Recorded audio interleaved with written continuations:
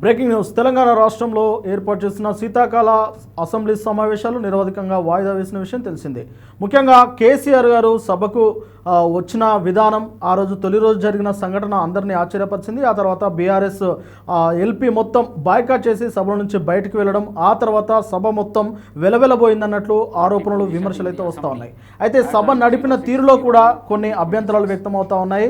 ముఖ్యంగా BRS LP సభ నడిపిన తీరును తీవ్రంగా విమర్శించింది.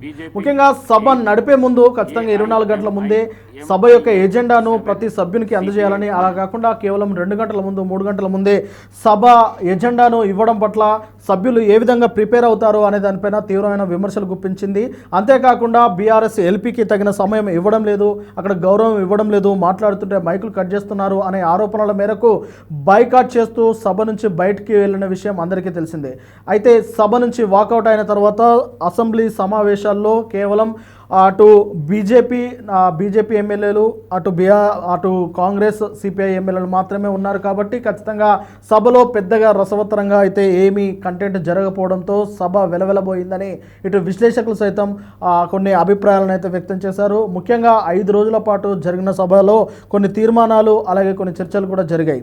ముఖ్యంగా కృష్ణా గోదావరి నదుల నీటి కేటాయింపుల విషయంపై అయితే అక్కడ చర్చలు అయితే జరిగాయి. ప్రధాన చర్చ అదే. దాని తర్వాత దాంట్లో అటు ఉత్తమ్ కుమార్ రెడ్డి గారు పవర్ పాయింట్ ప్రజెంటేషన్ కూడా ఇచ్చారు. ఆ తర్వాత Hyderabad industrial lands transformation policy, HILT policy పైన చర్చలు జరిగాయి.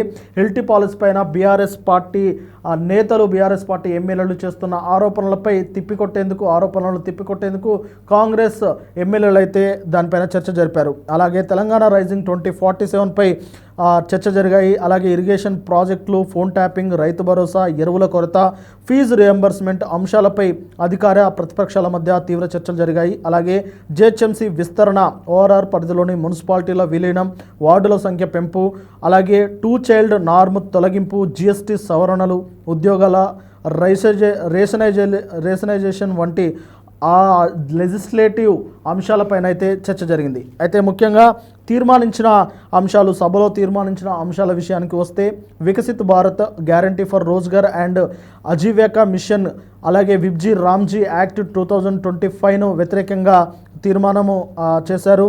దీన్ని అంటే మహాత్మా గాంధీ ఉపాధి హామీ పథకాన్ని తీసివేసి ఈ పేరును పెట్టినందుకు ఖచ్చితంగా దానిపై తగిన చర్యలు తీసుకోవాలని చెప్పేసి దానిపై తీర్మానించారు.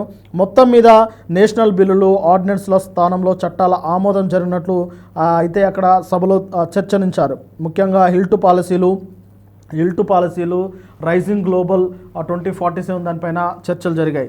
ఏది ఏమైనప్పటికీ గతంలో జరిగిన అసెంబ్లీ సమావేశాలతో పోలిస్తే ఈ అసెంబ్లీ సమావేశాల పరిస్థితి కాస్త విమర్శనాత్మకంగా ఉందని ఇటు విమర్శకులకు సైతం కొన్ని ఆరోపణలు చేస్తూ ఉన్నారు. ఎందుకంటే ఏదైతే లైవ్ స్ట్రీమింగ్ మీడియా కూడా సవ్యంగా దాన్ని లైవ్ స్ట్రీమింగ్ ఇవ్వకపోవడం, అలాగే పవర్ పాయింట్ ప్రజెంటేషన్ చేసే సమయంలో అంటే కీలక అంశాలను చర్చించే సమయంలో అసెంబ్లీలో కరెంటు పోవడం, అక్కడ జనరేటర్ వ్యవస్థ కూడా దానిలో ఉన్న లోపాలు కూడా బాహటంగా కనిపించడంతో అసెంబ్లీ సమావేశాలు అంత పెద్దగా చర్చనీయాంశంగా అసెంబ్లీ సమావేశాలు పెద్దగా ఏమి మంచి జరగలేదని, ప్రజలకు కూడా పెద్దగా చెప్పుకోదగ్గ అంశాలపైన చర్చలు జరగలేదన్న ఆరోపణలు అయితే వస్తూ ఉన్నాయి. అయితే మొత్తం మీద కేసీఆర్ గారి వ్యూహంలో భాగంగానే అసెంబ్లీ సమావేశాలను ఇలా వెలవెలబోయాయి అని చెప్పేసి బీఆర్ఎస్ నేతలు అయితే చెప్తా ఉన్నారు. కేసీఆర్ గారు ఆ అసెంబ్లీకి అటెండ్ అయిన తర్వాత దాని తర్వాత జరిగిన పరిణామాలు చూసాము. ఆ తర్వాత బీఆర్ఎస్ ఎల్పీ మొత్తం బైకట్ చేయడంతో ఈ అసెంబ్లీలు అనేది అట్టర్ ఫ్లాప్ అయ్యాయని చెప్పేసి కొంతమంది బీఆర్ఎస్ శ్రేణులు అయితే ఆరోపిస్తూ ఉన్నారు. అయితే బీఆర్ఎస్ అధినాయకుడు కేసీఆర్ వ్యూహంలో భాగంగానే ఈ అసెంబ్లీ సమావేశాలు అట్టర్ ఫ్లాప్ అవడం అనేది చాలామంది చెబుతూ ఉన్నారు. ఎందుకంటే రంగారెడ్డి మహబూబ్నగర్ ఎత్తిపోతల పథకంపై ఆయన రంగారెడ్డి, మహబూబ్నగర్, నల్గొండ జిల్లాల్లో భారీ బహిరంగ సభలు పెట్టి వాటి గురించి మాట్లాడుతూ అన్నారు.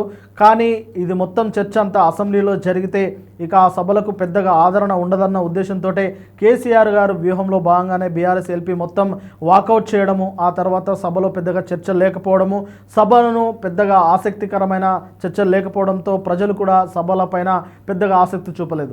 దీంతో కేసీఆర్ వ్యూహం ఫలించింది అనేది చాలా క్లియర్గా అర్థమవుతుందని విశ్లేషకులు అయితే చెబుతా ఉన్నారు. చూడాలి మరి, అసెంబ్లీ సమావేశాలు ముగిశాయి. మరి కేసీఆర్ గారు తీసుకున్న ఈ చర్యలు ఏదైతే రంగారెడ్డి మహబూబ్ నగర్ ఎత్తిపోతల పథకంపై మాట్లాడుతా బహిరంగంగా మాట్లాడుతా అన్న ఆ మాటలు, మరి దానికి సంబంధించిన ఆ సభలకు సంబంధించిన తేదీలు కానీ దానికి సంబంధించిన ప్రణాళిక కానీ ఎప్పుడు ప్రకటిస్తారు? ప్రకటిస్తే బీఆర్ఎస్ పార్టీ శ్రేణుల నడుమ అలాగే బీఆర్ఎస్ పార్టీ శ్రేణుల్లో వచ్చే ఉత్సాహం ఎలా ఉంటుందనేది వేచి చూడాలి.